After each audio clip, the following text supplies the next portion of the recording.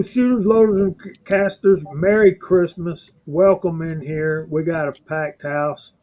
Um, Kyle, do that thing you do, brother. Merry Christmas, everybody, or Happy Holidays, whatever the case may be. Glad that y'all could make it. What a week. I am off all next week, so we can just have all kinds of fun. Um, like I say, I'm glad everybody could make it here. Want to welcome everybody to the panel, and let's get it going. Walter, what you got, brother? Well, let's see. I got warm weather here compared to the rest of the poor folk here on this panel. I'm at 55 degrees outside right now, which is nice. Here in California, that's a good thing. And let's see what else. I did some casting this week. I put out a couple of casting videos, neutered for YouTube, but full versions on Rumble.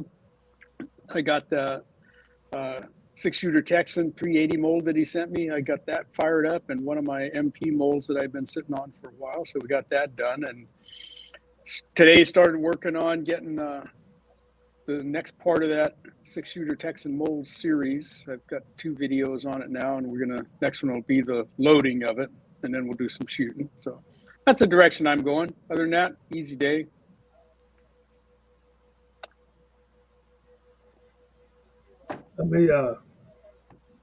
Let me say something to Andy. I meant not Andy. Big Al.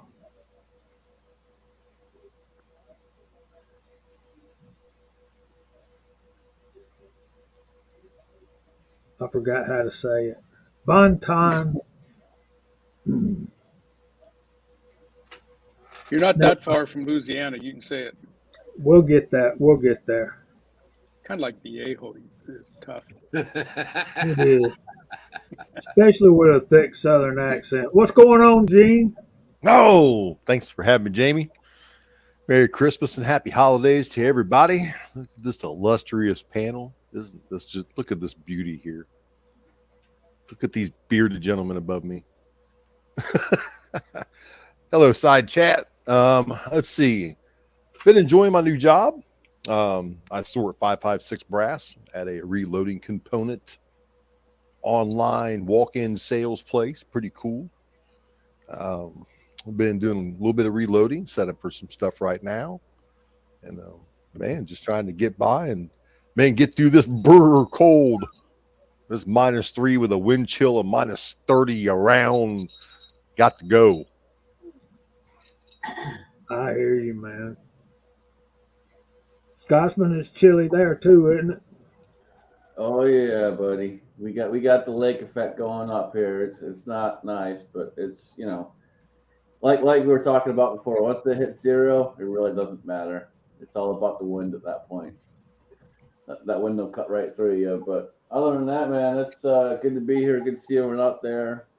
And don't forget to watch the best Christmas movie ever. It's almost time, folks. Almost time for the best Christmas movie ever. And what would that be? Die Hard. Les-y, les bon temps roulés. Come on, Jamie. I don't even know your sister, man. What kind of a remark was that? Where did that come from? I know. You know it ain't Christmas until Hans Gruber's falling off Nakatomi. It's not. It's never Christmas until Hans Gruber gets thrown off in Nakatomi Plaza.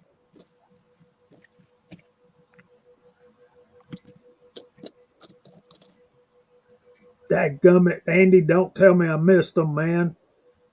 But hey, I stream. I can go do a search for them, right? Theoretically. Uh,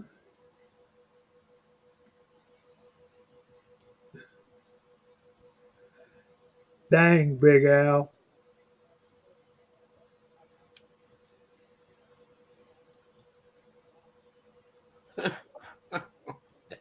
Tim S. has got a new Yeah, I see that. MP mold. Welcome to the club. Boy, oh boy, that's pretty hard to resist that sale, man. Yeah, I'm telling you. There's Jerry Bear Tactical. Welcome in. And we'll Hey, go Jerry. through that soon. Once you do, once you have a Merry Christmas Lakeview, once you get an MP mold, it makes you look differently at every other mold in your collection. It does kind of. It really Yeah, does. I was Oh, thinking that's about that. I was thinking about that. Once you get into NOE, M&P, or hell, if you're lucky enough to have a six six-shooter shooter. Texan That's mold, it. That's it. Yeah. it changes your world, man. It changes your world. It does. You guys that have them need to cherish them with everything you got because those are limited runs. I'm Yeah. so grateful and thankful to six shooter that I have one of them, and dude, that mold will never leave my possession. I kid you not. I love that thing, I'll and tell you, you get through casting a big pile of them, and they're so much fun and so joyful to operate a mold that runs that good. I just halftime, I feel like I want to pick up that pile of bullets and throw them back in the pot and remelt them just so I can cast them again. They run so well. It's just fun. I filled up a big coffee can, and this afternoon I cleaned the mold and I gave it a box and put it on the top shelf there, right next to the MPs. I got a big coffee can full. Not well, the we, not a little coffee can, one of them giant gallon sized coffee cans. yeah, I got one, and I would pick it up and show it to you, but it's full of those bullets. I'm not sure I can pick it up. Yeah, it checks in. So that's what you've been doing today. What about the rest of the week, CW? What have you been up to, buddy? Oh, I've been going really busy for the past 2 days, getting ready for Christmas and Christmas Eve. I do a lot of food food items, a lot of smoking, and I did a little bit of casting 2 days ago because we had a halfway decent day, and I got that 452 423 mold I wanted to do a little casting with, and then today I decided to smoke what I was going to smoke tomorrow because my little smoker I don't think could keep up with this polar vortex temperatures. Um, so I didn't even want to take a chance. I've got a lot to do, so I just did it today, and I'll glaze it and finish it tomorrow in the grill with the smoke box. It'll be okay. But I got everything big done. Everything I got left to do is I can do it on the grill, and the grill won't be taxed by the 0 degree weather that I'll have tomorrow. There's one thing.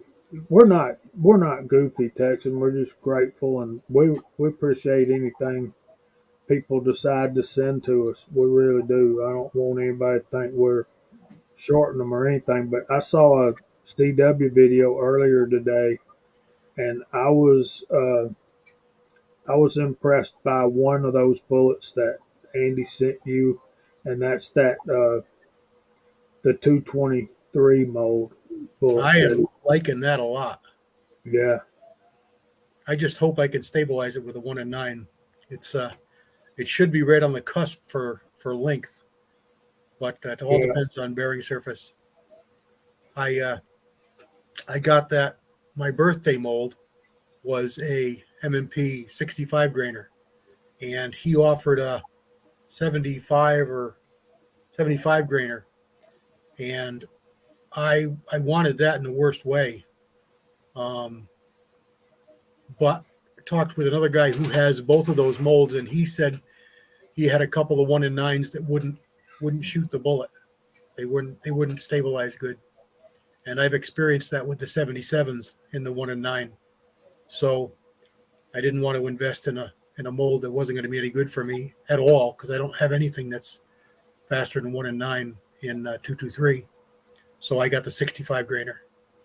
So it'll be good to test that bullet and see what it does. I have two 223 AR-15s. I think one of them's a 1-8 and the other one's a 1-7, but I'm not positive. My luck, they're both 1-8s.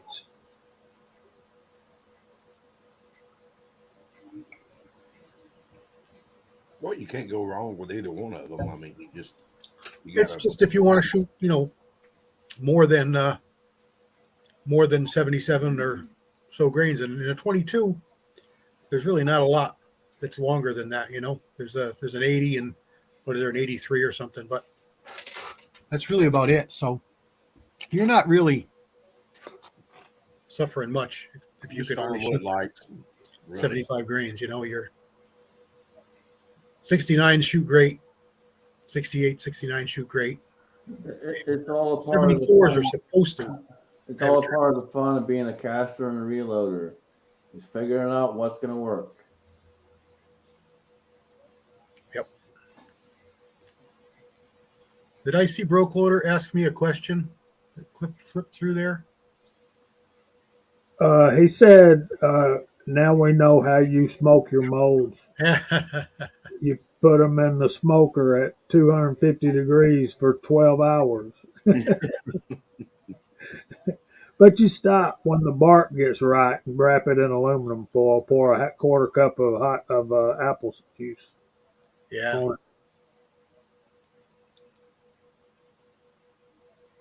it. And now we know how Jamie does his too. Well, I made a I guess you'd call it barbecue sauce, but it doesn't taste like anything I've ever tasted before. I can't put my finger on it. It just tastes really, really good. It's such a balanced, just a nice taste. I can't even describe it to you. I took all the drippings, which were from the pork, which was brown sugar, honey, butter, and the rub that I used. And I put it in a pot, and there was quite a bit of it. There's probably 2 cups. And I just put it over low heat, and I let it boil, not really boil, probably simmer, for probably an hour and a half while I was doing dishes and cleaning up racks and getting stuff ready and cleaning up everything from one smoke, start another one. And I started to smell something. I spun around real quick and pulled it off the heat, and I was worried that I had burned it. But when I started stirring it, it had gone. I made candy one time, and I don't know if you've ever done it, but you got to watch the temperatures and the sugars. They change and they get to like a gel. It's like a crystalline. It's very strange what sugars do when you heat them up and cook with them. And I would stir the pot with the wooden spoon, and it would pull right away from the pot and like stick to the spoon, but not stick to the spoon. It was like a Newtonian fluid. Very, very strange, but full of air bubbles. And as I took it off the heat and just kept stirring it, it got like a gel, but it wasn't sticky, but it was stuck to very, very strange. I thought I ruined it. Jelly. And I said, what the heck am I going to do with this? And I thought, I'm gonna put Jack Daniels in this. And I looked, and I didn't have it, but I had cognac. So I put about a third or a quarter cup of cognac in it, and I mixed that. And the flavor that come off into my face was incredible because it was really hot. That's the other thing, that when you cook sugars like that, they get wicked hot, and they hold the heat like cheese. So it was hot. How hot, I don't know, but I'm thinking that a lot of the alcohol burned off it. Oh, yeah. I tried it. There was a little drip there. I tried it, and it burnt the heck out of my tongue. So it was hot. And then I just let it sit, and I kept mixing it, and it was still too thick. So I put just a little bit of water in it and mixed it, and I got a nice consistency. I just kept mixing it. It got smoother and smoother and smoother. And I tried it, and it's so good. But it doesn't. It's reminiscent of barbecue sauce, but like nothing I've ever tasted before. It's such a cognac. pleasant. It's such a pleasant, smooth taste. I can't tell you what it tastes like. I mean, butterscotch I think is the closest thing, but it's not sweet.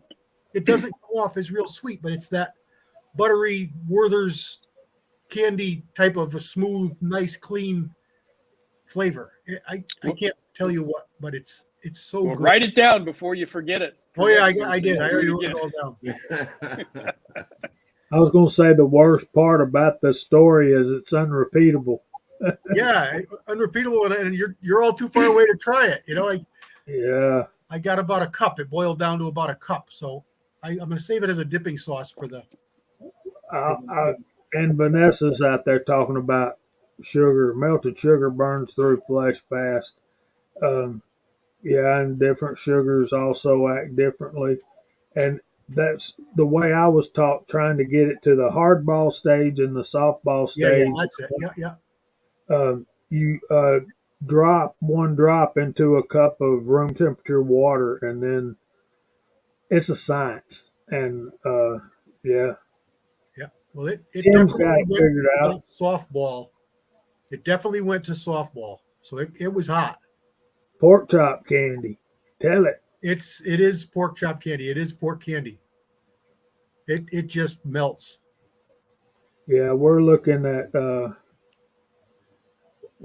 9 degrees tonight as well, Rebel.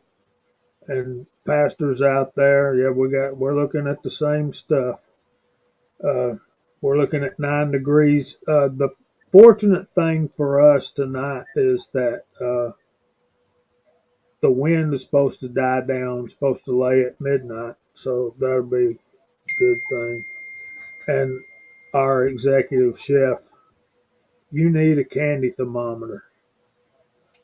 Yeah, I just wanted to reduce it because it was it was just drippings. So it was just melted butter and brown sugar and apple cider and a little bit of honey and the drippings, which were my rub. So it was all good. So I figured this has got to make a great sauce. I just wanted to thicken it up, so I figured I'll just let it reduce by half or so, and it'll be good. And I just let it go a little bit far, but as it turns out, I did something good because it's tremendous. Yeah, and Pastor, it don't matter how much clothes you got on. That wind, unless you're wearing leather, that wind's gonna cut right through you, man. Here's my buddy Timmy, Screw Tube. Timmy, did you hear about Rob from Hamilton Outdoors? He's out of the hospital now. I was going to bring it up a little bit later. He needs our prayers. He's in a great deal of pain, and they haven't figured out exactly what's wrong with him. But he spent a lot of time in the hospital yesterday, and he's home today, but he's not doing a lot better. He said he did. You guys that are reloading for mill search, we want your input on an issue from our buddy DSCZ52. I was kind of waiting on Reloader 762 to get in here. He's probably hiding out there. Let me do this. GGW is texting me. Yes, I did, and we'll get to that. And let me. My problem that y'all don't know, but I need to pick a bone with Mister GGW. He puts this up every Friday night when we go off the air. Let me blow you up, Jamie. Go ahead. It says "Go Dogs," but he waits till we clear the air so that I can't put it up there for all y'all to see. And beautiful Christmas card, and Yeah, we don't want Santa drinking. Very nice card, and I got some more I'm gonna show too. Thank you very much, Joe. But obviously, he heard me say that my wife broke my Willie Bullet Man uh, Coffee mug. coffee mug. My phone's still dinging. That's Mock. Maybe he'll be in there. But I got a new coffee mug, and it's the deluxe model. Woohoo! And Awesome. I saw Walter drinking out of his earlier. So while we're talking about it, I want to say thanks to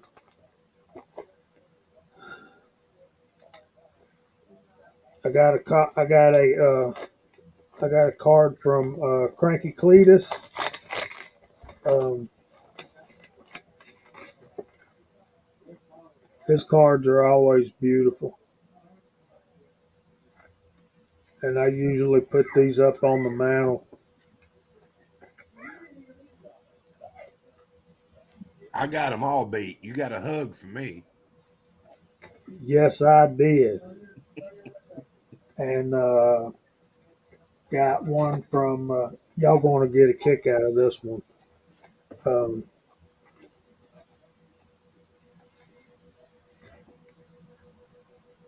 and it's nice and glittery, and it's from Tin Man and his wife and family, and obviously Jordan signed it and Craig. Nice.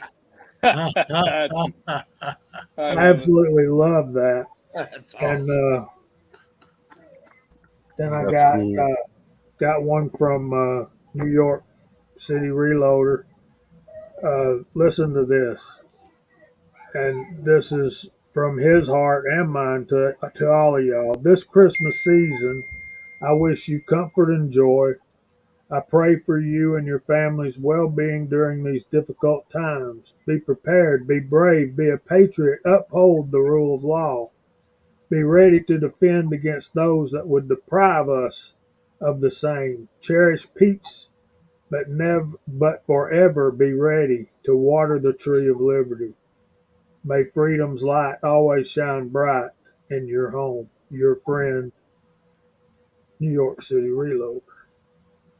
And let me put that up there and get it focused in case y'all want to go back and get it later. It's not going to focus, is it? Anyway, that's the thought that counts. Um, Type in MN44 and we'll call out your name. Already we got Vanessa Kitty, Walks Fletcher, Screwtube Outcast, um, the Rebel Mike Hester. So we got Tommy Boy, Kyle. All right. And it's all gone already. Boom. Tommy Boy, Kyle, GGW, Outdoors, Reloader 762, Mark Thomas, MN44, Six Shooter Texan, Bobby Barlow, Tactical Fud, Lakeview Outdoors, Andy One, Alaska One Andy, Screwtube Outcast, Papa's Place, Daniel God is my judge, CW's in the panel, Edward Petty, Trees are blowing. What's up, brother? I bet it is cold in Michigan right now. Walks Fletcher, Ozark Spirit, Viejo, Pony 47, Big Al, Rollis Carvelis, Harm, Tim S., Ricky Baird, GGW Outdoors, Kyle, Lakeview Outdoors, Mike Hester,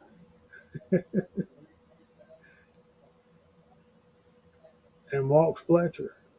Cool. Merry Christmas to y'all. Thank y'all for being here. Here's Dave. Thorzax is here. Borzax, what's up, man? So I want to thank GDW very much for the other coffee mug. I was planning to email you and order one, and yeah, so there you go. Okay,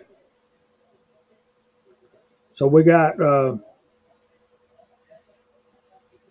Reloader 762, and I'm going to share something, and actually, I'm going to see if I can get a better picture. Okay, let's go with that one.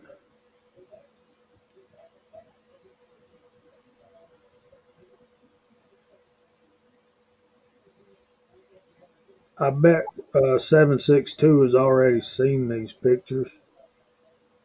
Uh, we're looking at. Do I need to try to blow that up? I bet I can't. These are 7.62 by 54R cartridges. Number three on the right is a one is just come out of sizing die.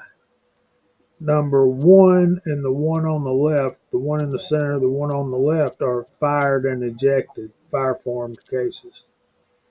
And the problem seems to be um, rounded shoulders. You should be able to zoom in on that, Jamie. I'll We've seen that, and I'll get it larger, and we'll go back and look at it again. So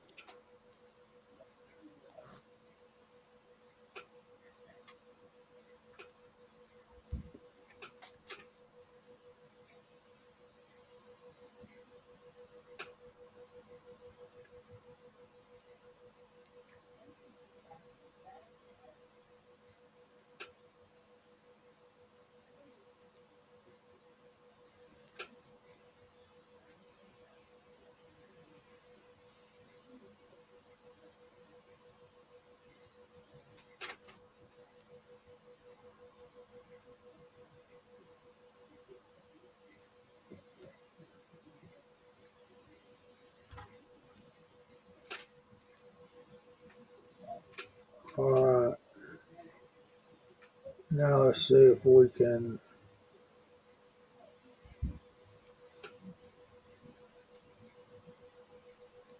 Yeah, here we go. Anybody use Be Funky photo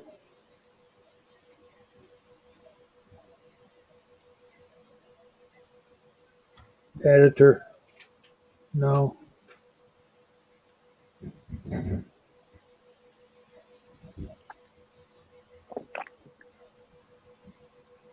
All right, maybe this will show better.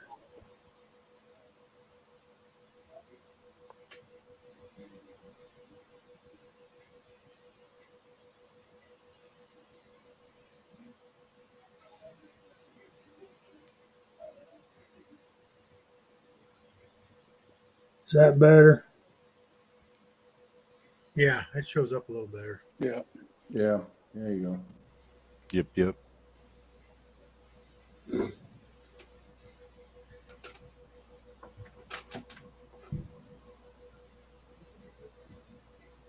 Yeah.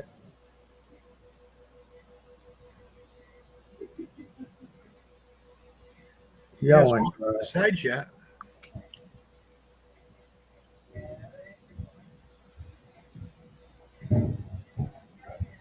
That's interesting.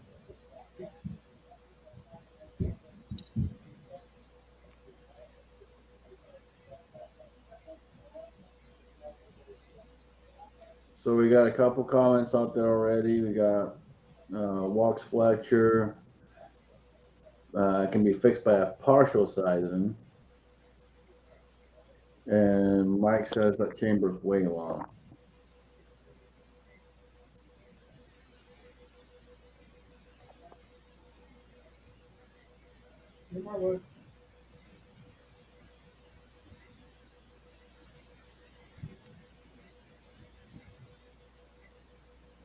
couple suggestions out there.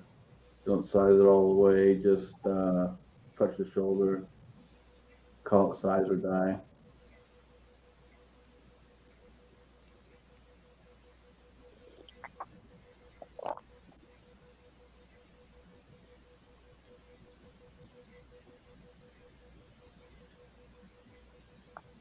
Real Lower 762 said he told him just the neck size only. So maybe that'll work.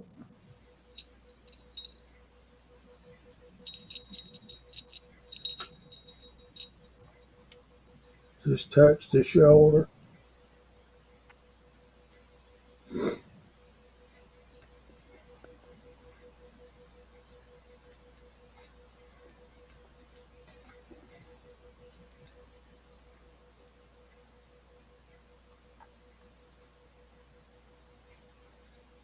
Yeah, my question is, and I think the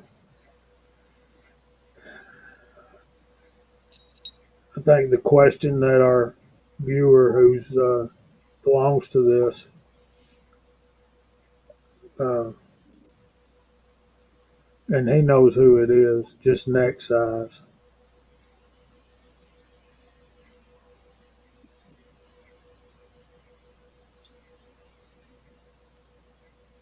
I think the question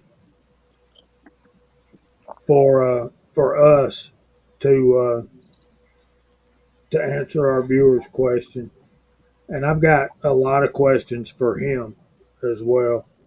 Uh,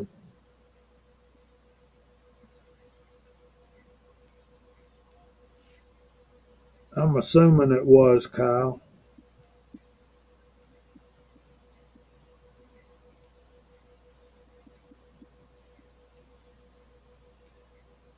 Yeah, 30 cal generic neck sizer will work. But all you got to do is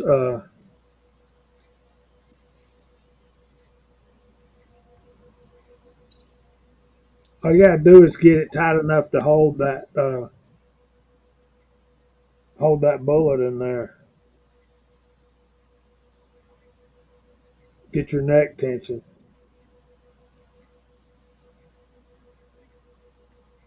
There's Pat, Escovina Dodge.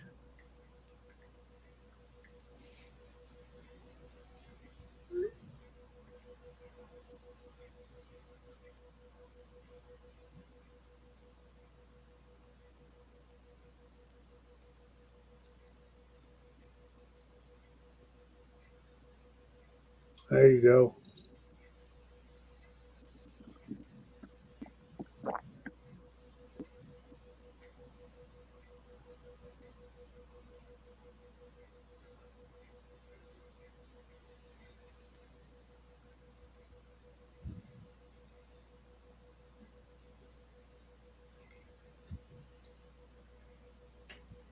Yeah, it's kind of hard to imagine that Lee don't make that neck sizing die for 7.62 for the 54R cartridge.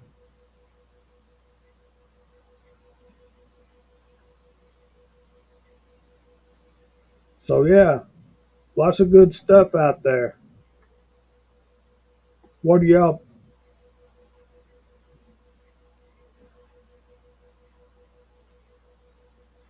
There's a good question.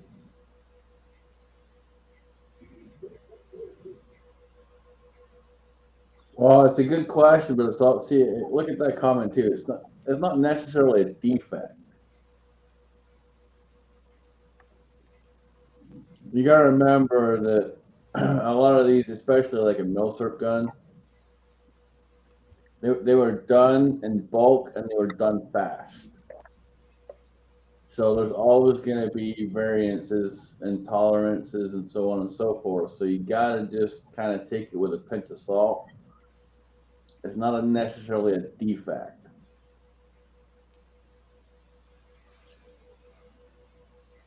Uh-oh. Yeah, CW was describing to us how the reamers get kind of rounded off right there. You got to remember it's a military rifle. They're not cut and match chambers. They're not. When it starts to have a problem, they sharpen it or do something to it. They're going to use it until it can't be used anymore. So that was probably a chamber that was cut at the end of that reamer's life, and that's just how it is.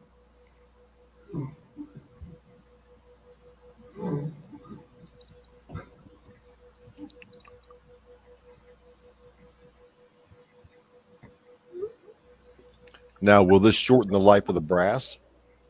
If you keep resizing it, full length resizing it to a cam over, like you would set up a regular high-powered rifle, you're definitely going to have a shorter brass life. But how much shorter?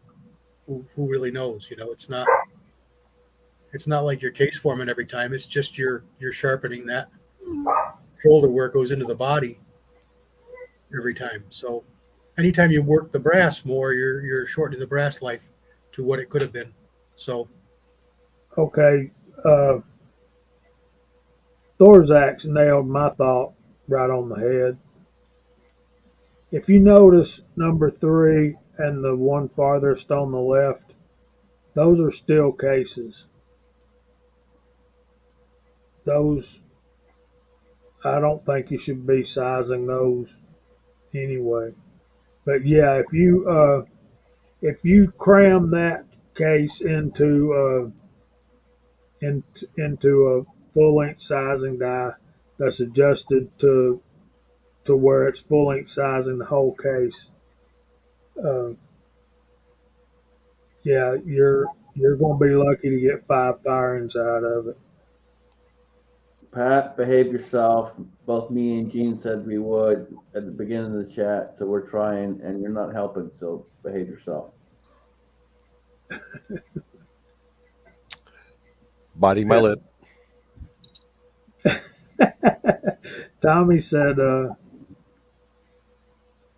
303 British can get even worse, and I can imagine. Um,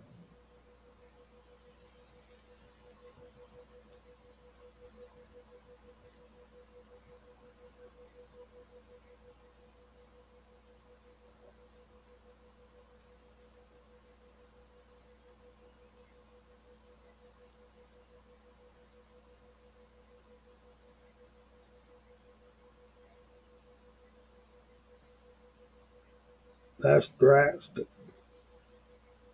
I can see where you'd want to do that though. And Hobby's Hobo also says the 303s have similar problems.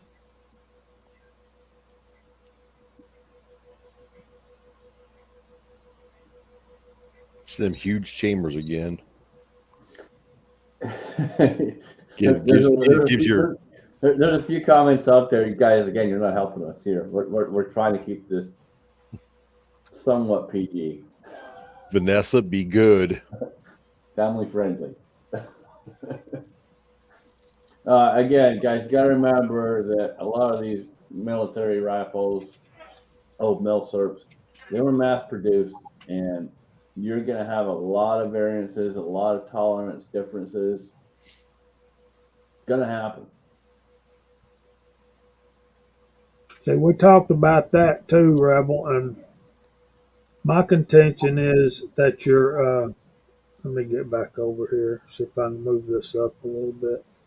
My contention is that wear from stuff like that is going to come from the mouth of the case and forward, unless you're getting blowback. And this piece, the right here below the neck, has already swelled up, and you're blowing it back right there into that neck part of the chamber. I was really hoping to find some more info about it, and when you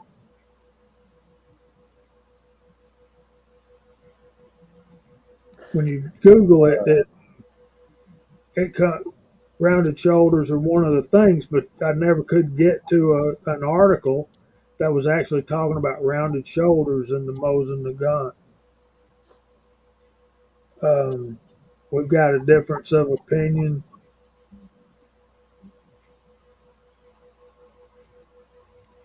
Lead Bullet Junkie says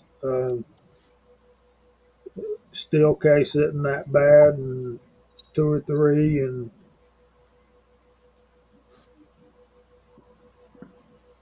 Edward Petty's talking about he was taught never to reload steel cases, and I was too. The thing is you got to remember brass is soft and steel is somewhat soft, but nowhere near as soft as brass. So you're fighting different things when you're trying to reload something like that.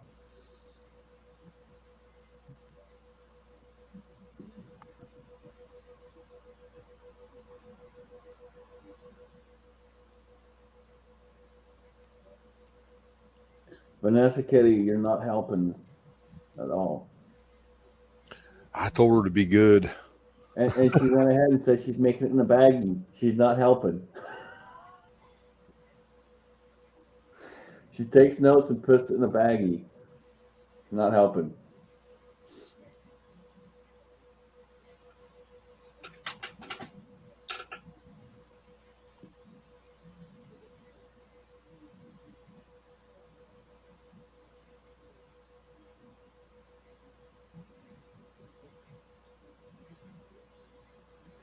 You know, a lot of times you can find barrels for those on Numrich gun parts.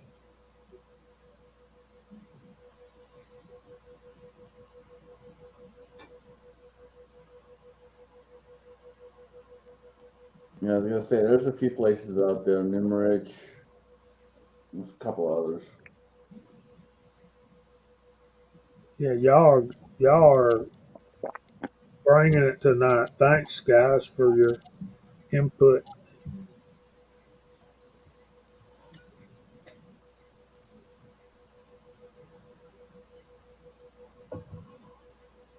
Yeah, Weatherby Mosen, radius shoulders. Yeah, Dave says it good right there.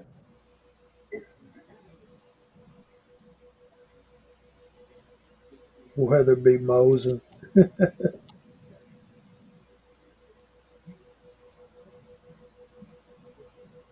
Papa's Place, I ain't seen Mr. Pollard yet tonight, but that don't mean he ain't out there.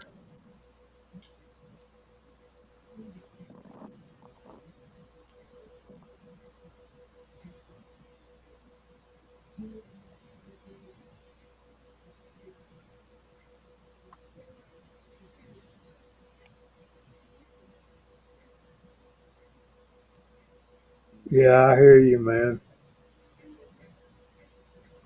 It's really interesting the tasks that we take on, especially with milsurp calibers. You know, brass that was never meant to be reloaded. It was meant to be fired out of these guns that were out of spec, and we take it upon ourselves to attempt to do this and create accuracy out of these things. In reality, um, 4-inch 4 MOA was probably passing. Tommy Boy's got a good comment. Finished Mosens had to shoot 3/4 inch at 100 meters, or the Smith was not paid for the rifle.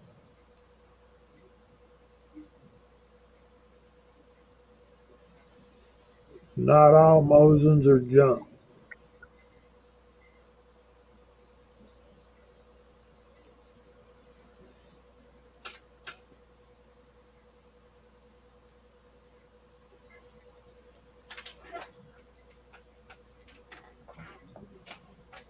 Reloader 762 brings up a good point. If he's casting his own, he's not going to be shooting super high pressures.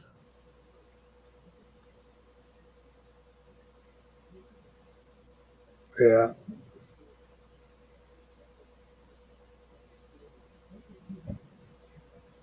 What neighborhood price range did you get, Rebel? And the reason I ask is because I have one. I know what I paid for it, and I know the work I've done to it. I just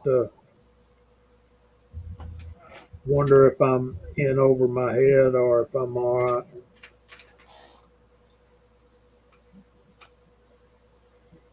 You shouldn't ask questions you don't really want the answer to, Jamie.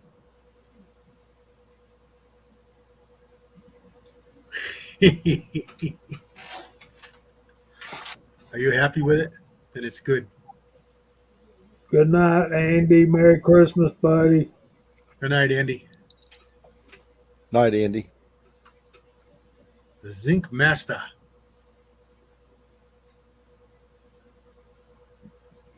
We wish you the best Christmas ever, man. So I don't have near that in mind. And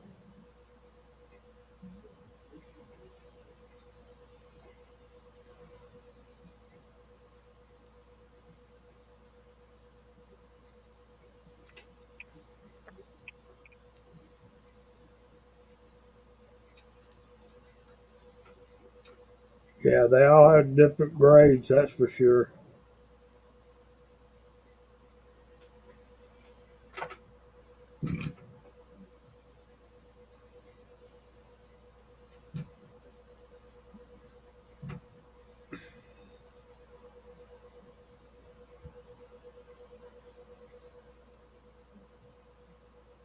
Well, that movie Enemy at the Gate, they were using M94s in that movie. But it's really a misnomer from what I've read.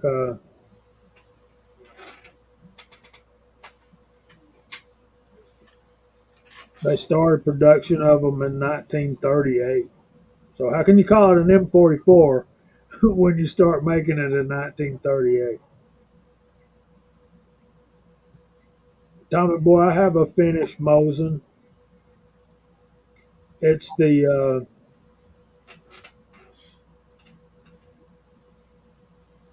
um, what the Seiko. It's a Seiko rifle, finished Mosin.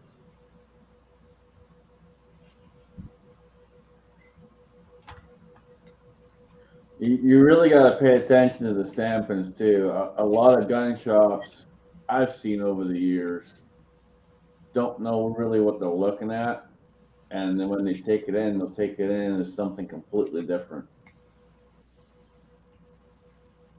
Here you go, Jamie.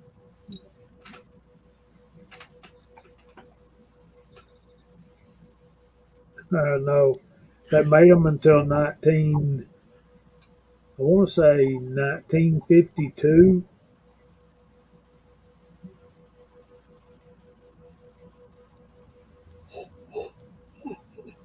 Mine's an M39, Tommy boy.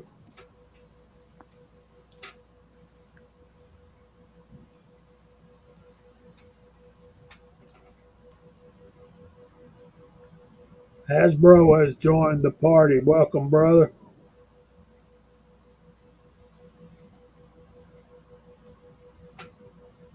And mine's like Dave says, it shoots better than I do.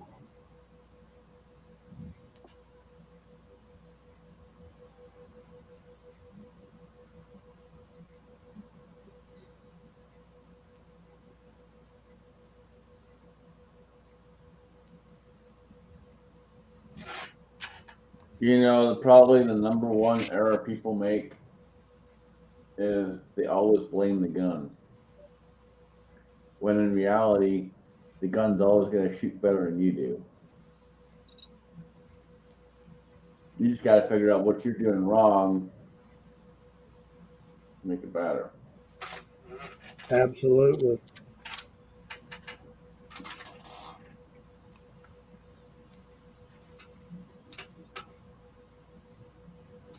It's one reason I always laugh at people who put lasers on their pistols, because I can see every little freaking mistake they're making. It happens, man. It happens. So Mock's charging up his Chromebook. Maybe he'll be in here in a few minutes.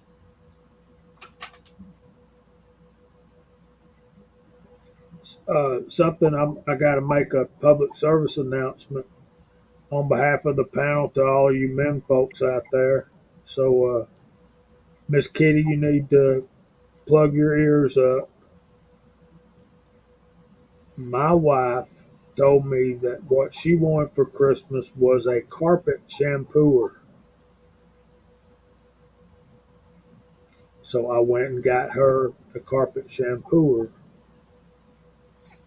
But I also went to the jewelry store down there next to Kyle's house. So if you're buying your wife a present that has a plug-in on it, also go to the jewelry store and don't let that be her memory of her Christmas. Was you bought her a toaster? You bought her a vacuum cleaner. In other words, don't let it. Don't just buy the wife something to do work with. Make sure you buy her something else. Buy something else too. Yeah, and it don't have to be much. James, I was reading that earlier, man. What are you doing, dude? You gotta take it easy, man. Get yourself in good shape. Always remember, just because she says she wants this or wants that, it's never the truth. Yeah, never, never. It's She only was, ever a partial truth. look at Somewhere y'all. along the line, all women were told that appliances come with diamonds. They never met a Scotsman because we don't go. We're not like that. Aren't appliances a woman's best friend? Not if you're doing your job. And we're trying to keep it clean. And there goes Jamie. Yep. That's it. You're getting cold, Jamie. This is a family show. It was. Well, the Mosin and the PPSH-44 were forces to be reckoned with. 8 million dead Germans and yeah. Kyle and I have had the honor of firing a PPSH-44 chambered in what is it, 7.62 by 28? Wasn't that the Yeah, round? yeah, it's something odd but fun. It was really fun. Uh, it was shooting I can't remember the grain weight of the projectile exactly, but it was running between 1250 and 1300 feet per second.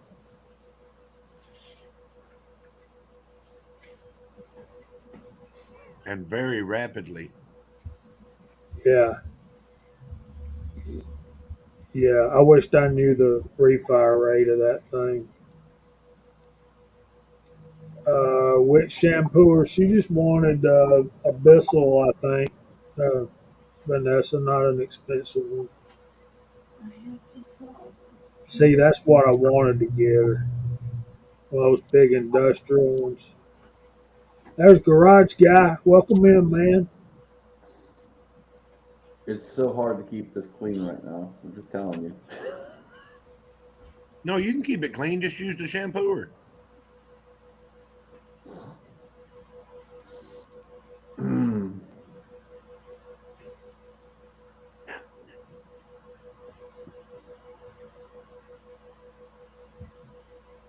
All right, she's listening, Gene.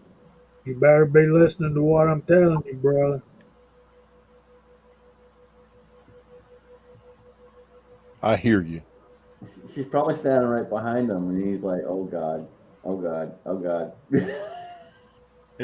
It's like what is that scene in Aliens where they feel them breathing on their neck? Slime dripping off, teeth Slowly bared. look up. Yep, right there.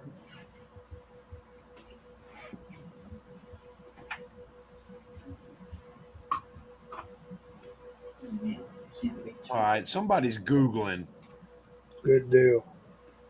Yeah, that's good information right there.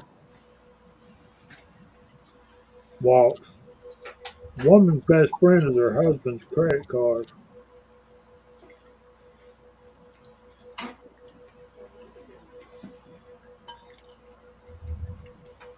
See, you got to set the expectations right off the get go.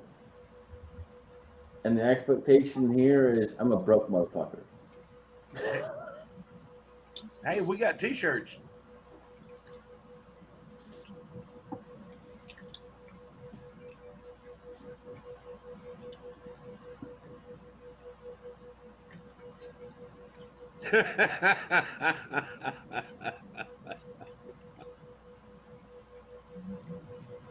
He can sleep Mike. with it, ride it, whatever. Mike, behave. You're not helping. Oh goodness. We went from talking about brass to cleaning damn floors, and the side chat just trying to take it off the rails.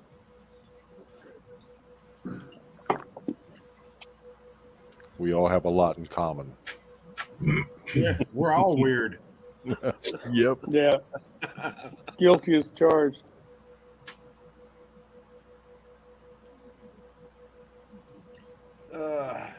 We were all sold on the lie that if you reload, you'll save money. No, I was not sold on that lie. I was told that you potentially could save money. However, I really wasn't sold on the lie that you would save money. I was more sold on the fact that I'm making it to the gun, making it to the particular firearm that I'm trying to get better. I just love the fact that I can shoot more and I've got ammo laying around. Right. I When don't everybody care else is if stores hurting for got it or ammo. not. But the fact that you can learn a whole process from start to finish, from the primer to casting the bullet to all of that, putting it together, is just incredible. It's so freaking cool, and so many of us do it, and you should be proud of yourself if you do, because it's an awesome process.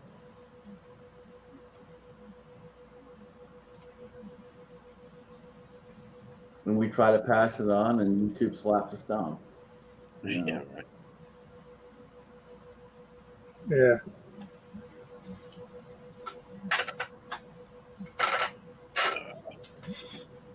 Merry Christmas, GGW. Thanks for the mug and the card, buddy. I appreciate you. Merry Christmas, Joe. See you later. There, he did it. He did it before I got off the air. Hey, sick 'em. Got her done. You know he did it just for you.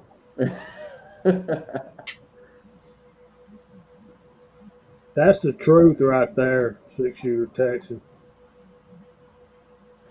You know, it's funny, when I started reloading, you know, everyone was complaining about not having space and this, that, the other. I never had a whole lot of space at the time. Now I have 3 benches. And I still complain about space. I'm getting ready to build another bench down in my room. Got it all drawn out on paper and got my list of what I need. I would love to take them all and just get rid of them and just build one. I just don't have the room to build one that big. I'm only going to do a 2 foot wide by 6 foot long. Yeah, ideally, I'd like a 10-foot bench. Well, if I do this 6, I've got another 4, so I'll have an L shape. And see, that's what I'm thinking. I'm wanting to do 8 foot down this wall, and I have this bench already, but it's only like, it's about 3 feet or less on that bench. And then, yeah, I want to be able to stand up and reload, or sit on a high, like a bar stool, and reload. And then I want shelves up above and underneath, and get all my stuff Right. organized. So Pat threw out a comment saying that he saw some 9mm for 28 cents a round. Most of us, if you had 90 to 95% of the components you already needed, we're still way cheaper.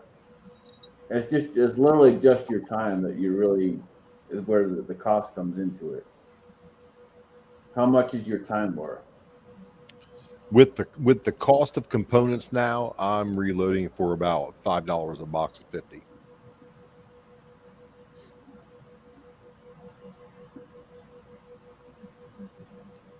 Really, the only thing that went up for me, honestly, more than anything, was just the primers. And I had a good stack on hand regardless, but buy them when you can get them. So I did buy some, but Yeah, I I've was. only got maybe a couple thousand left of my 3-cent primers, and then I got to start going to my 7, 8, 9, 10-cent primers. It's right, gonna hurt. yeah, Yeah, it depends on which primers I'm using. If I still got 3-cent primers, yeah. I do have some large pistol. I paid 3.2 cents for, and some small rifle. Again, the whole cost thing when it comes to reloading is very subjective because it comes down to how much do you want to invest in the equipment, how much is your time worth, and what are you looking to gain from it? There's a lot of different factors that come into play as to what the cost is really going to break down to. Right. Sometimes it's just for fun. Reloading, casting, all that stuff is fun for me. It's got to the point where it's more of a hobby than a necessity for sure. So it's enjoyable.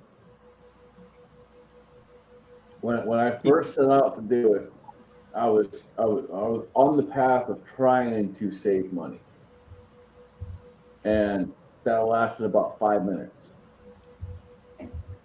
Yeah, I wasn't on the path to save money when I started reloading. I did it just for the curiosity of it. But now I reload because of the cost effectiveness, because me and Ms. Hotshot, we shoot so much, through the year. So, it really becomes cost effective at that point by casting your own bullets, picking up range brass, so now it's just primer and powder charge. Right, And that's exactly where I was going to go with that. Is you end up shooting more, but you end up saving a lot of money because it is more cost effective once you have everything, depending on what you invest into. yeah, I mean, we go to a match, and we'll shoot 200 to 250 rounds each at a match, and that's not practice before the match or in between the matches. Right. In the last couple of years, it's just been availability for somebody like you and Ms. Hotshot being you're shooting that much ammo, and if it's not available on the shelf, in the volumes and quantities that you guys need, then you're up the creek if you don't reload your own. Well, yeah, but then you gotta have a third job just to buy the ammo. Right. You'd be driving for Uber Eats. And that'd be real hard on Mrs. Hotshot. Yes, it would. She does help out. She helps out with prepping brass, sizing bullets, things like that. So she does contribute to it. She does. She had a couple videos of her working brass. Mm-hmm. Yeah, going into the food baskets. No, but see, that's a good thing though, because she's learning as she's doing it, and she's learning the process and understanding more about what she's actually doing when she's on the range. Yeah. She hasn't ventured into the actual press yet, just because, each round has its little finicky bits to it, and I've just learned them over time. Yeah. I mean, and see, we've talked about this in the past of what's a great one to start with, and a lot of people say rifle, some people say 9mm, some people say this, that, the other. honestly, just jump in and do it. Yep. Pick a caliber, pick You what you know, want to reload for, and do it. Buy everything Yep. you need for that caliber. Mine was 9mm, and Start with what you I shoot thought, the most of. I'm sorry. I said start with what you shoot the most of. Yes. Yeah. Mm-hmm. Yeah, what you're going to need. And I didn't Yep. realize what a pain in the butt 9mm can be. Yep. See, when I started with 9 and 44 Magnum. The 9 was a huge pain in the rear end, and the 44 Magnum was super easy. Yep, agreed. 44 is pretty easy. That's what I started with too, Scotsman. You load 44 with a hammer. Pretty much. This comment from Lead Bullet Junkie, it's not really a question, more of a comment that brings up a good topic for the rest of the show.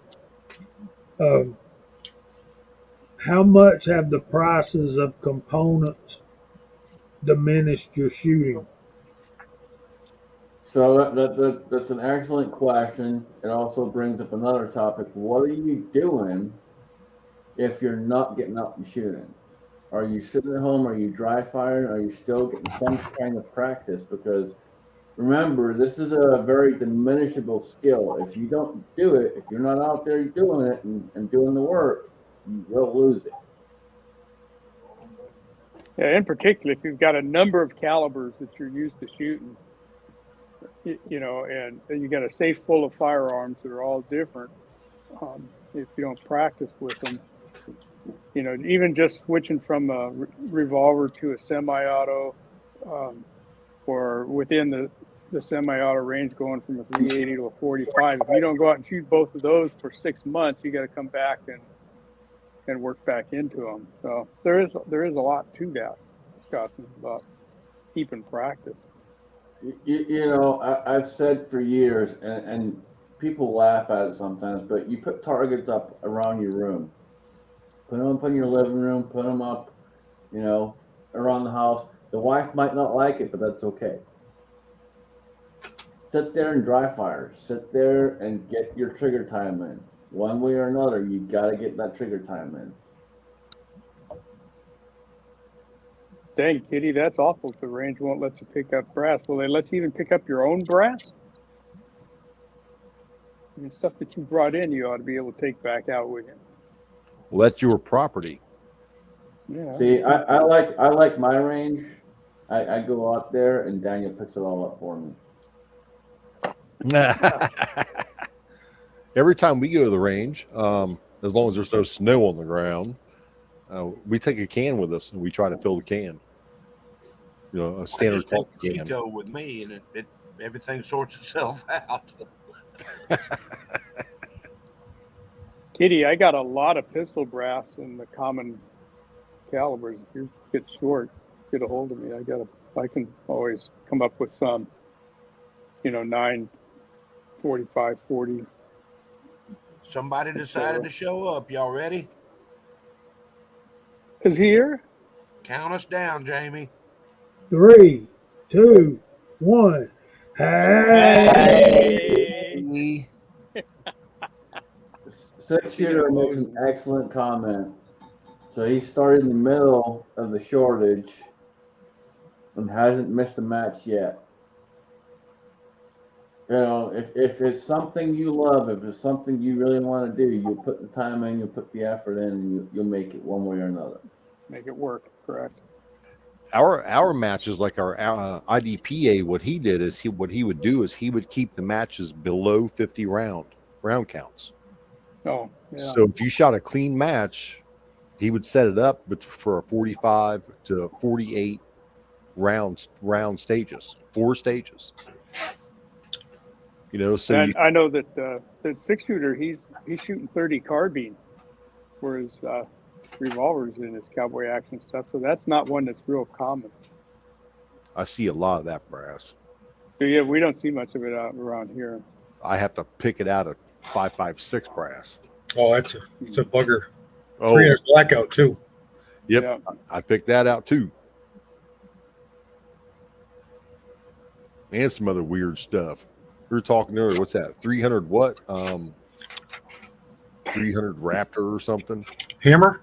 300. That 300 hammer. That's just a longer. That's a longer 300 blackout case. Shorter than 223, but longer than blackout. Yeah, but it can be a booger to spot when it's coming Oh, by yeah. on the conveyor. Oh yeah. I've been getting them though. Going into a job like that, really, doing all of the reloading and picking up range brass and bringing it home and sorting it.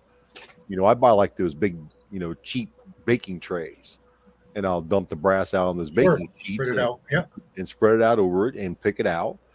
And eyeballing 380 and 9mm is a tough one. Yeah, but you get it. You can see it.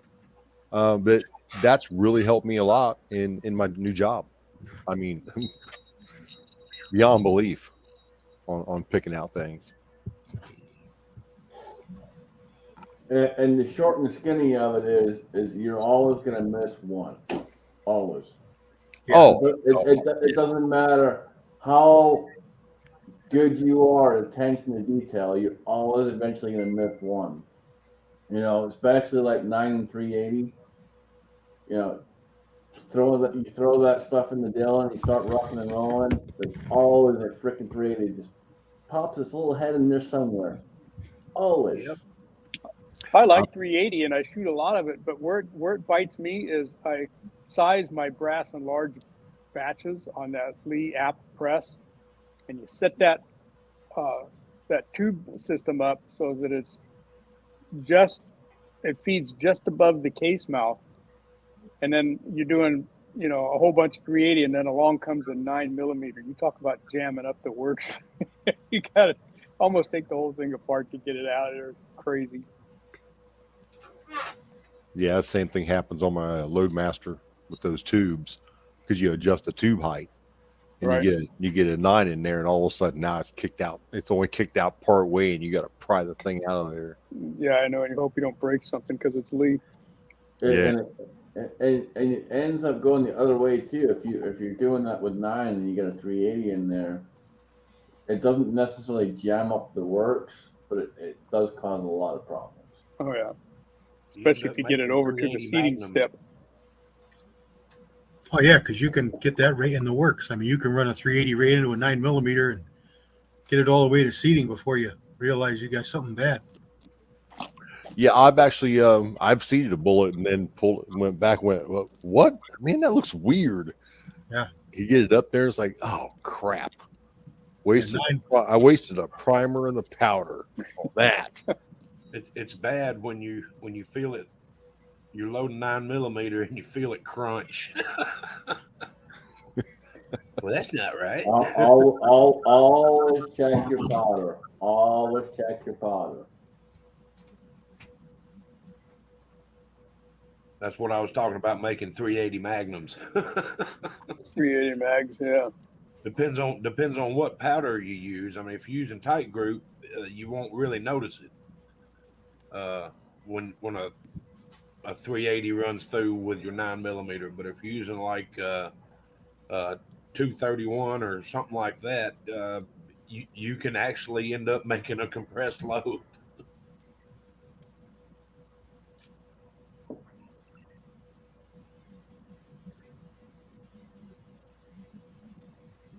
I'm glad she's going outside and shutting those windows up. I heard that. I hope she. Oh, they were so bad last night. We were laying in bed, and I was like, "You got to go out there and shut those things up. Those are yours." She's like, "What?" I said, "No, seriously, get up, get out there, shut those things up." What? No, but. So, whoever invented those, I don't know. It's a summertime thing, y'all. They're probably long gone by now, but they still should be hung up, strung up like they want us to put those out there.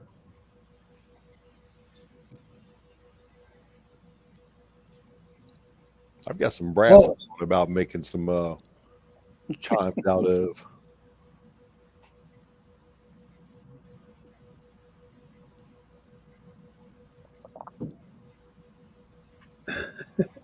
So y'all just listen to them beat against the wind. Walks, I think you need to inspect your brass before, during, and after you're reloading it. That I stuff think still sneaks through. do what, Walter? I said that stuff will still sneak through every once in a while Oh on yeah, if Yeah, you're doing large batches. there's always something that skips through. Always. Yeah, I'm not saying it's a normal everyday occurrence. Just when it does happen, you got to know the feeling of your press and go, wait a minute, something's not right. I yeah. I mean, think you might be able to load 10,000 rounds and not have a single problem, and then you just that one day, bam, something happens and pops up. Yeah, large and small primers, same kind of a deal. You think you got them all checked and looked at, and unless you run a primer pocket gauge into every one of them, you're still going to miss one. Six-shooter brings up an excellent point. The small pistol primer on the 45. Yep. Yeah. I've got a whole coffee can full of them. You're gonna run across it. It's there. I finally figured out which one of my shooting buddies was shooting doing it. Well, if you were shooting with me, I'd be guilty because I've been shooting almost exclusively small primer 45 ACP because I had a lot more small primers than I did large. So I saved them all and rescued them. And yeah, I mean, kept them all. I've got them segregated. I shoot them. I reload them and shoot them, but yeah, nothing will lock a Dillon 550 down like a small. Oh, tell me, 45. you know it, man. I'm the same way with my 550. You know, it's funny. Willie said this a long time ago, and it runs true. When you have a Dillon and you go to run it up there, just be prepared because that Dillon will go no matter what. It has a lot of force behind it, and it will take it. They are built tough, and you gotta pay attention. Yeah. And the one video that I'm talking about, Willie had a bullet go sideways, but he still ran it up there, and it still went, and it caused a lot of issues for him. But you just gotta remember, just everything you do, just take your time, pay attention. Yeah. And another thing about the small pistol 45 ACPs is one less time you got to swap out the primer system, on your 550 or whatever. That's what I like about them. Yeah. You can stay with still got to small swap them out if you're going to go load your 44 and 45 Colt and stuff, you got to do it. But stick with small, good to go. And here's the thing, guys, y'all that are either just starting out or wanting to start reloading ammunition, don't throw away your mistakes. Make that wall of shame. Be proud of that wall of shame. Because it will remind you. It will remind you. It is exactly that. It's a reminder. I have a box full of reminders of don't do that again. You'll smash cases and all kinds of stuff. Oh yeah, I've had misadjusted dies, and I've turned 223s into almost 38 specials. I mean, just mangled them. Like, what is going on here? You know what I don't like about reloading 380, and I've just started into. I'm just on my second 1,000 rounds of 380 for getting into it. Is the bases. Some of the bases seem shorter, and they won't fit into the shell plates. Yeah, those are heavy loads usually. You get that. Yeah. It's actually not a bad thing. And it's not one specific manufacturer. No. It's different manufacturers that do that.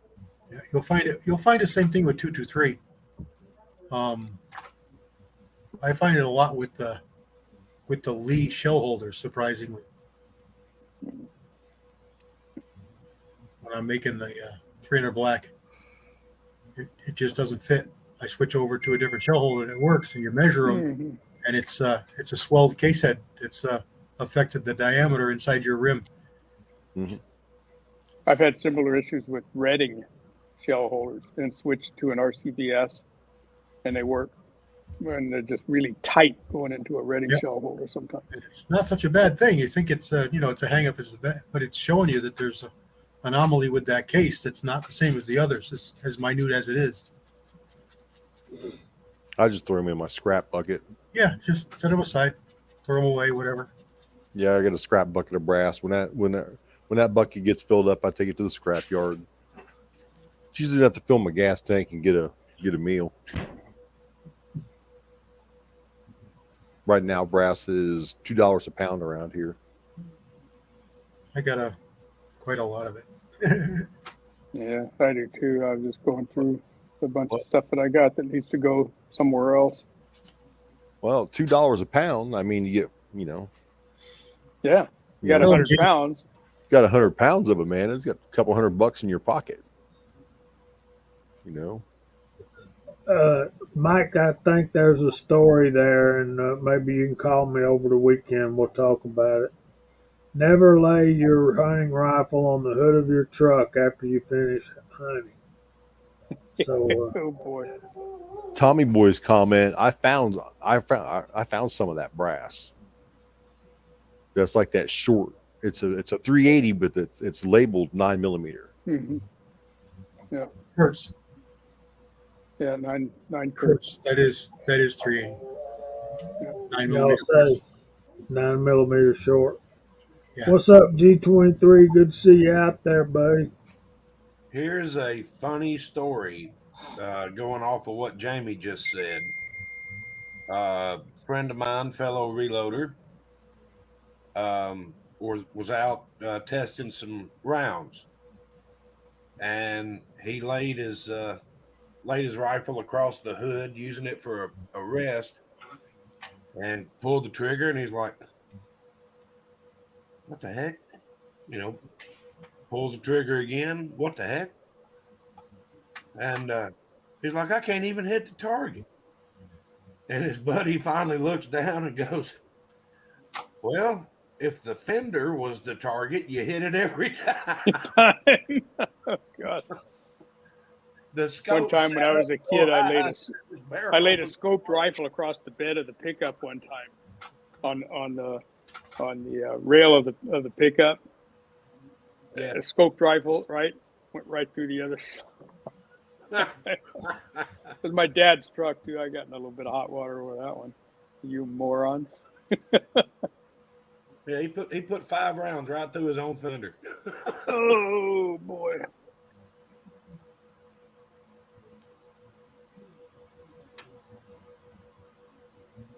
Yeah, always be aware that what you're looking through sits about 2 inches higher than what it's coming out of.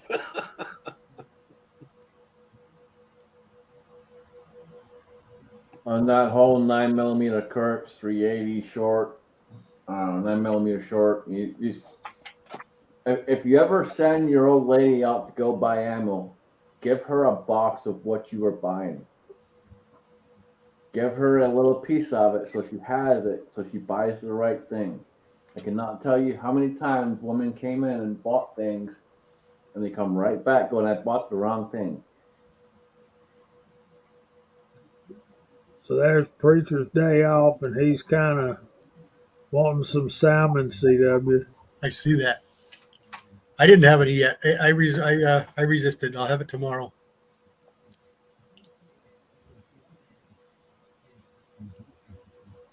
Jesse B Outdoors just sent me a whole bunch of 380 brass, and almost all of it was S&B, which I don't mind. It's good brass. Some of their other stuff, like the 38 Special and whatnot's real tight primer pockets. But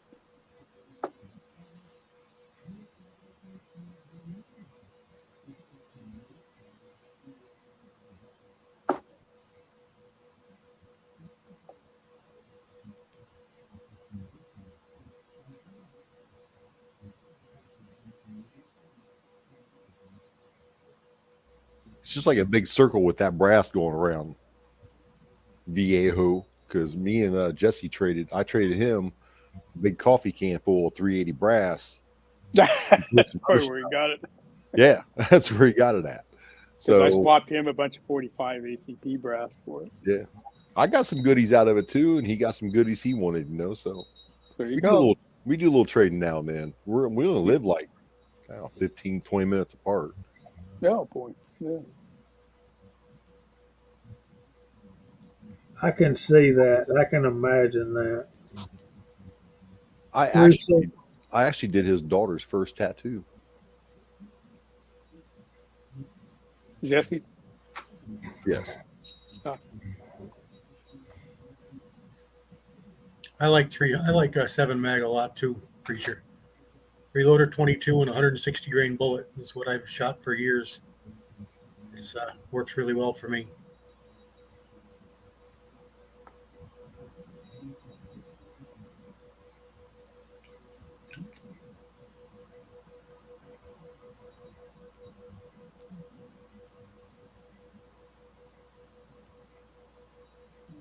Brother Jamie, what you so intense on up there? trying to keep up reading the side chat. Yeah, they're busy. I just glance at it every now and then. It once in a while it starts scrolling so fast I don't have time to read everything. And MCK, hey Mock, how's the beaver trapping going? Did you get any more after that first one?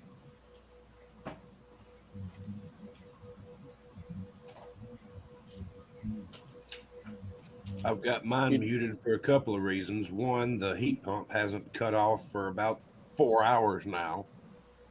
And the other one is Angel's got a brand new 80-inch TV in the living room. She's watching me.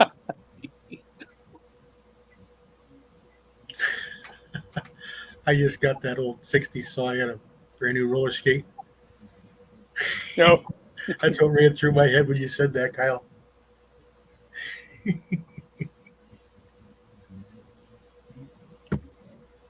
We got that thing set up and hooked up last night, and I was like, "Good Lord, what a TV!" We're eventually That'd take going 2 to minutes a boy to put that thing up, I bet. Oh, it was fun. We're going to eventually get a wall mount and mount it on the fireplace or the chimney, you know. Right. But it's a large one. And I don't even have television service. What the hell do you need this for? Yeah, Preacher's Day Off. He likes those Ticket T3s, and they seem to be really nice guns. I see a lot of ready-made swappable barrels for them. They, I think it's Precision barrels. Y'all remember West Desert Shooter used to work for them, and they come with kits. They have a go no go gauge and all that stuff. So you still got to have a barrel wrench or an action wrench or whatever you want to call it.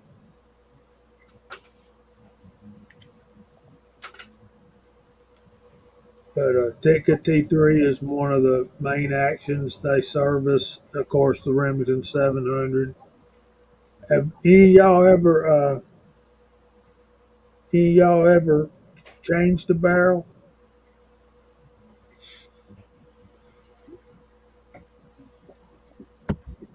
Changed several of them on ours, but not on a like a bolt action or anything. No.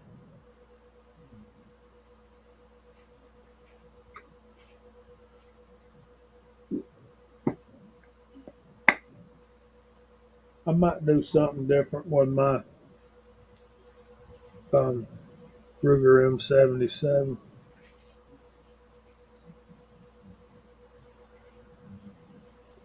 Sounds like Mock scared him away. That or the guy was a sole proprietor of that dam building project. The Beavers had an OnlyFans and didn't want him recording them, so they moved to a different location. If I end up dropping off, it's because of the wind. The wind's picking up pretty good. Yeah, it's gusting here too. I just heard it. Well, we're down to 11 degrees. It's not going to have to go far to get to 9 tonight, is it? It's down to 15 here. It's dropped just over 5 degrees since we've been on. Yep. I think it's dropped 4 degrees here. Still -3 here. It feels like -4. 10 degrees, partly cloudy, feels like -4. Wow. And he's just about 30 miles east of me. We're supposed to get down to 9-ish. Oh, Jamie, this is funny. Click here for today's pollen count. Yeah, I was talking to somebody earlier today, and I think it was Brian. I'm not sure. Anyway, air quality was 22. I'm like, really? They got that up there today? And that's only because they measured it next to somebody's chimney or something, you know. With the wind that we've had, I don't care what the air quality is. It ain't going to be around here long enough for me to breathe it in. I mean, we had 40, 50 mile an hour winds. It was fun to drive home. Yeah, James Pollard, they lied to you, man. They lied to you.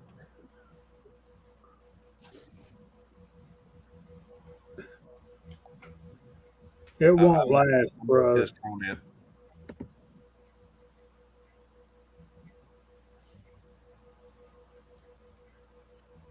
It won't last, buddy. Kind of like on Beverly Hillbillies, Granny's cure for the common cold. You just take one snort of her rheumatism medicine every night for a week to 10 days, and before you know it, you're all better. Yeah, they thought they were going to get rich because she done cured the common cold. Well, in 7 to 10 days, your body's already fought it off. So basically what I'm telling you, James, is this time next week it won't be as cold, but it ain't going to matter because by then your body's going to be accustomed to it and it's not going to feel nearly as bad. Well, I'll tell you, last night, that was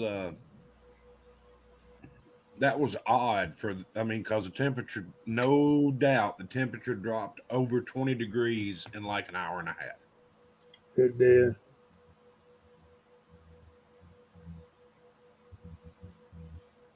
So at midnight, our high for the day technically was 50, but that was at like 1 minute after midnight. And by 4 a.m., it was already down to like 18, 19. It was impressive how quick it dropped. Everybody at work was like, "Oh man, it's cold," and I'm like, "Give it 12 hours." Yeah, then it'll get cold. Yeah. It was the same here. 4 o'clock in the morning or so, it was 55. It got to 56 just before sunrise, and that was our high. And it's gonna be single digits overnight. I don't know if it'll make it by midnight, but it's like I said, it's 14 right now. I went and bought another bag of charcoal. I'm gonna be smoking some pork butts for our Christmas dinner, and I wasn't sure if I had enough charcoal with the cold temperatures, so I went and bought another 20-pound bag of charcoal. You might need it. Yeah, that's what I was saying this morning at the beginning of our chat. I smoked today because it was warm. I was worried my little smoker is just an electric, that I couldn't even get the smoking temperature tomorrow with that temperature we're going to have. Yeah, that's what I was telling Angel. I said I'll probably just end up smoking it till it gets up to about 140 degrees, and then finish it off in the oven. I don't know. See, that's what I'm expecting to happen. Is why I was telling uh, CW earlier today. I'm probably canceling my smoking. If I do a turnout like what Kyle was saying, all you can do is Yeah, babe. um, get it get it smoky on the smoker and then bring it in.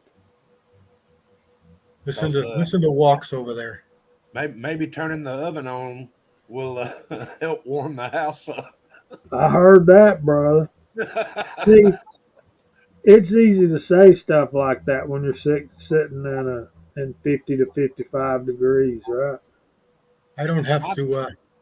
I don't have to hear about them Santa Ana winds over here though. Yeah. Right. That I hear him complain about like every other day. Yep. My dog is running Why, around the house with a why would blanket. you complain about wind? Warm wind. But he does. He don't like it. Yep. Unless it's purple wind. Yeah, if it's then he purple likes it. breezes, it's okay. Is that anything like purple rain? Purple rain is, yes, very similar. Yeah, Gotcha. just a little wetter, a little more moist. Yeah, we get a lot of wind here where I am in the springtime. The typical afternoon winds are 25 to 35. And you get used to that. You learn how to fly airplanes and ride motorcycles in the wind, but it'd get stiff enough. You'd get out early in the morning on the airplane, come home and had to land on a crosswind runway or something, or be pretty good at landing one wheel at a time, which you can do. But A friend of was the mine in reason I- Wyoming sent me a video that he took. He was behind another big truck on I-80, and it was rather windy. And he was sitting there videoing this truck and trailer almost flipping over. It'd come up on one side and then come back down, and come up on one side. And he goes, "I bet his trailer's empty, idiot." Yeah. Hey, you ain't got a choice sometimes. I know, but I mean, it was spooky. I've seen them laid over in the wind and stuff like that, but I've never seen it actually happen. Well, if you got a load of something heavy like water or like, cleaning products and things that just are one layer for 40,000 pounds, Right. on pallets, and now you've got drop dead weight, on everything, low center of mass. You have ballast. Yes, man. And winds, so what? But man, I'll tell you what, carrying like a truckload of pallets. Oh my God. Because it's Yeah, there's equal no weight weight from there. top to bottom. It's just one big heavy box. And a strong wind will blow that over easy. Yep. Here we call them cheps. I don't know if you ever heard a pallet called that. They're actually called cheps. They're not pallets. If that makes any sense. We have a chep plant right here in town that makes them, and I picked up and delivered to there. I remember. E23, 30,000 feet elevation is where planes, jet airliners usually fly, between 30 and 40,000 feet. So it's cold all the time. Even in the summertime, it's like negative 30 degrees up there. Yeah, preacher, you're well grounded. Yeah, 8 to 10,000 feet, like Red Bullet Junkie was talking about. That's cold enough, too cold for this fat old Georgia boy.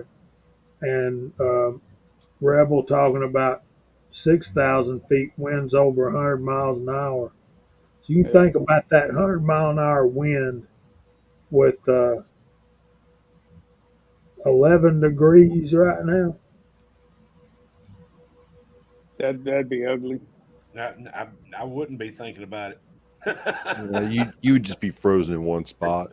Exactly. Permanent part of the landscape. Turn into permafrost. Yeah. Yeah. 100 degree or 100-mile-an-hour wind, pretty hard to even walk into. You're going to be leaning over at an angle of about 70 degrees just trying to walk into that kind of wind. That's when you're not worried about the wind. You're worried about the stop signs that the wind is blowing. It's blowing, right? Yeah. It's not that the wind is blowing, it's what the wind is blowing. Well, I've caused 100-mile-an-hour wind resistance on a motorcycle. Does that count? No. Yeah, it counts, because if you stand up in it, you're going to end up on the bitch seat. You won't be on the motorcycle anymore.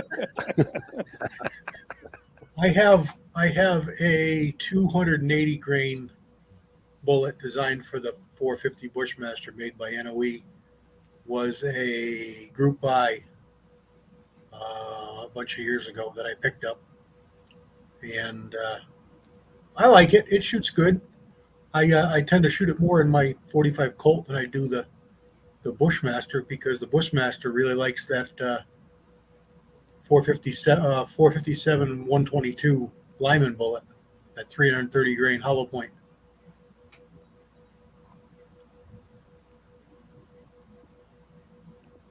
Yeah, Hasbro getting up that kind of headwind. I never flew high enough to have to worry about it with my planes. We had the standard buck and a half, and a sixth place Cessna 305, but did not want to land in heavy wind. I watched an interesting little clip. It was an old biplane, and he said it's kind of bad when you can only fly at 45 knots and you got a 45 knot headwind, and he's just sitting there. Just sitting there hovering, yeah. Towers going, hovercraft 152 Bravo Romeo cleared the land. Yeah, so I'll see it sometime later in the afternoon, and you're 500 feet short finalist. Yeah, he's got his phone, and he just reaches out over the edge of the plane there, and he's got a picture of the wheel, and the wheel's right on the river, and it doesn't move. Yeah. Like, well, we'll do this for a minute and see what we. Like I said, you kind of learn how to push it a little bit. The Cessna 150, 152, their crosswind component's only rated at 13 knots, and it was always blowing at least that for our crosswind component here. So you land one wheel at a time, and land the upwind wheel, and then the downwind wheel, and then the nose gear. And hope that when you turn off the active runway onto the taxiway, you don't flip over. It happens a lot. Oh, I know. That's why they strap the planes down on the tarmac. Yep. Look here, we've got celebrity sightings. There's Abigail, and there's Mig. What's up, my brother? Yeah, Hi, Mig. Mig. Bye, Mig. Yeah. All right. Man, I haven't seen hiding or hair of him in a while. Maybe Mig can hang out with us a little bit, but it's almost time to go through the room and start Boy, saying goodness sake. good night and Merry Christmas. And there's GGW's back. So there's that. Go Dogs. Go Dogs. You know, I get around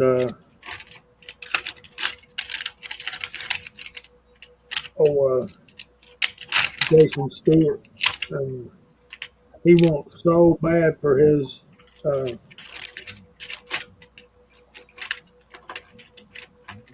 Ohio State Buckeyes to do well. He wants to win the whole thing, and well, all four teams that's in it want to win the whole thing.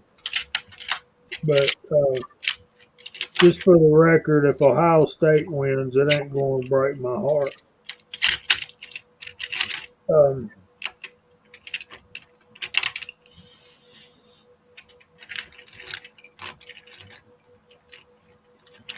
I know what you mean, Mig. I gotta go sit by the fireplace. MCK needs a fireplace in his man cave.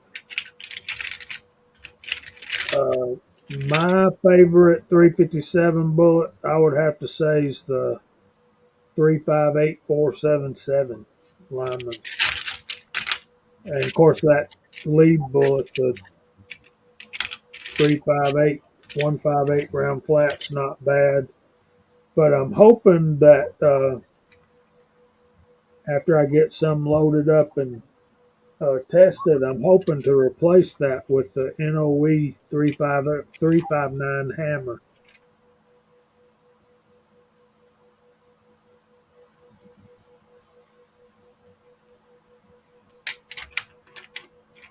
Yeah, actually, that Lee bullet is a dependable, reliable, pretty decent shooter, especially if you want to cast lots of them with that 6, cavity mold.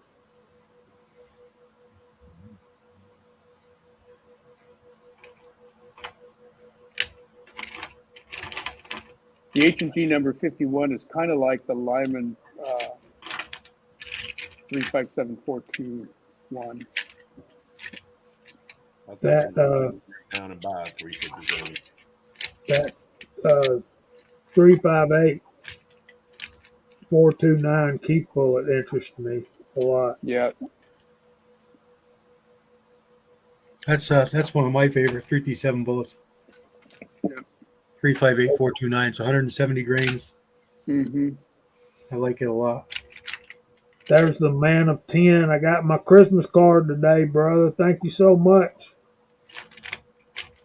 I have Jordan's autograph. That was so cute. It was, wasn't it? It was multicolored too. It was. I thought I had that NOE bullet here, but I don't. At least I can't find it. Mick got the autograph too. How cool is that?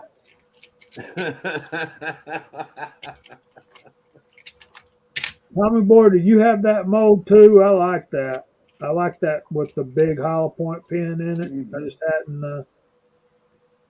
hadn't been able to get out and shoot it yet, but that's going to be on the agenda in pretty rapid pace here. What was that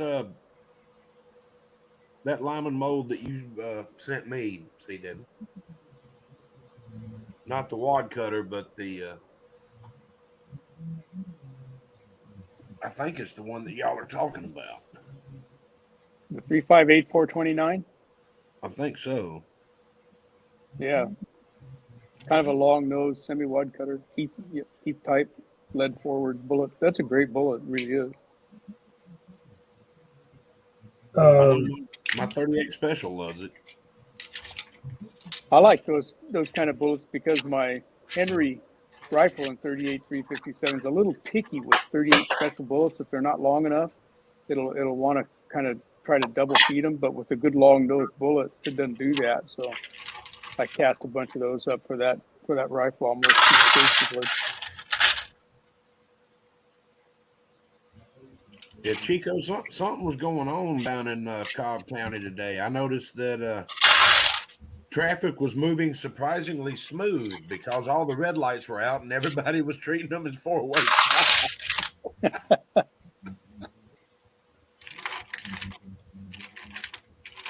That's one of my favorites. It's about 160 grain semi-wad cutter.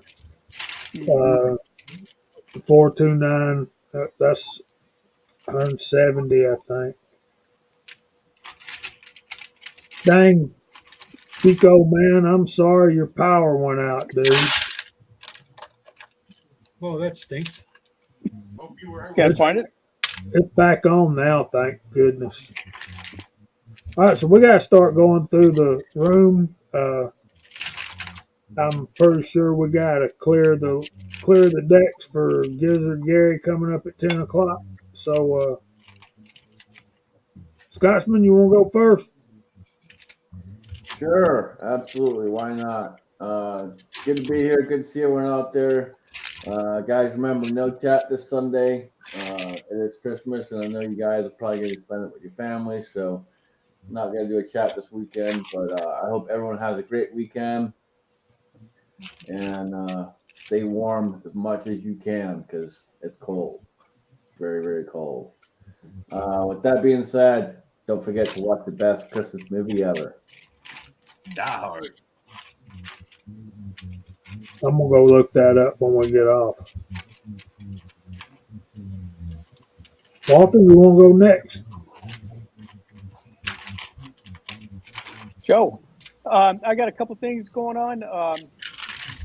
I did a couple videos already with 6-shooter Texans 380 mold that he sent me, a real winner, as we all knew it was going to be that way. So I got some cast up, and I just got that video out. But now I'm working on building up the cartridge with that bullet and working up my dummy rounds. I only got 2 firearms, but they both are going to require a different overall length. So we're working on that, and I'll have a video out of the loading process and, talk about that idea that got 2 different firearms that require 2 different overall lengths. And we'll get that video out this week, and then we'll do some shooting with it and get a little bit of range footage possibly later next week. And I also am getting ready to do a review finally on my Cimarron 45 Colt that I've had for quite a while, but I hadn't got enough rounds through it until recently to give a good review. So I'm going to do that and talk about that gun a little bit in the form of a review. So I hope to get that done this week also. So that's where I am, what I'm up to. I want to say thanks to everybody for showing up in the side chat. We had a good, lively discussion, a lot about the weather and a few Mosin discussions going on over there. And it was a pleasure to be here, and I thank you all for inviting me and bringing me in to participate. Thanks for being with us, Walter. We always enjoy your company, brother.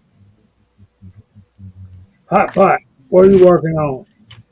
Oh, working on me, man. In progress. Oh, thanks for having me on, Jamie.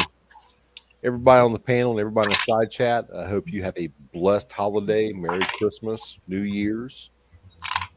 Hope you get to see a lot of friends and family and enjoy some good times. So that's really all I got. Just working on reloading stuff and trying to learn to live, love, laugh, and reload. Merry Christmas, my brother. Merry Wishing Christmas. you the best. What you got going, Kyle? You working on anything for this week? Kind of like what Gene said. I'm working on me this week. I'm off work, so I'm gonna be able to relax, get some stuff done around the house. Hopefully, get my reloading bench brought back inside. I want to thank everybody that was on the panel tonight, and also thank everybody in the side chat. Hope everybody has a very Merry Christmas and a Happy New Year. And do me a favor, if you don't do it for yourself, do it for me. Go make some good memories. Amen. CW. I posted a couple of videos today. I appreciate if you go give them a check out, give them a watch. I got another mold I casted with. I got a mold the other day I did a video on, did a little casting with. I did a YouTube friendly, so I didn't make a special one, but I did a special one on the other mold that I put up on Rumble, and I've been trying to populate Rumble as much as I do YouTube. So I just wanted to again wish Merry Christmas to everybody. Hope you have a really safe and fun Christmas and New Year's. And remember all those folks who aren't at home, can't be at home, and they're away from home for all of us. And another note is another friend of ours, Rob Hamilton, is having some tough times. He is Hamilton Outdoors. If you're subscribed to him, he's having a lot of pain, got some back troubles, and he can use your prayers. So keep him in your prayers. I wish a happy birthday to Carter. Chico had a great video that brought a tear to this old man's eye today about his son. That was a really good video. I enjoyed it a lot. And I just want to say God bless everybody and Merry Christmas. Absolutely. Let me see if I can do this. Merry Christmas to Carter. Uh, to you guys on the panel, thank you so much for making it a great year for our chat. We'll have one more next Friday, Lord willing. Um, Chico, take care of that boy. If you need anything, holler at us. We're not that far away. Merry Christmas to everyone on the side chat. We wish you, from the panel, from myself, we wish you the merriest Christmas ever. We wish you a new year. I guess we need to wait till next week to do that one, don't we? We'll be out of bullets next weekend. So we'll just wish you all the uh, best Christmas ever and happy birthday to Carter.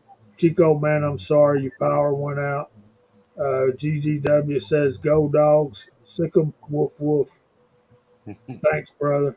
Thanks for the coffee cup. We will see y'all, if the Lord's willing, next Friday night at 8 o'clock. And Happy birthday, Carter. we hope he blesses you all real good. And until then, good night, everybody.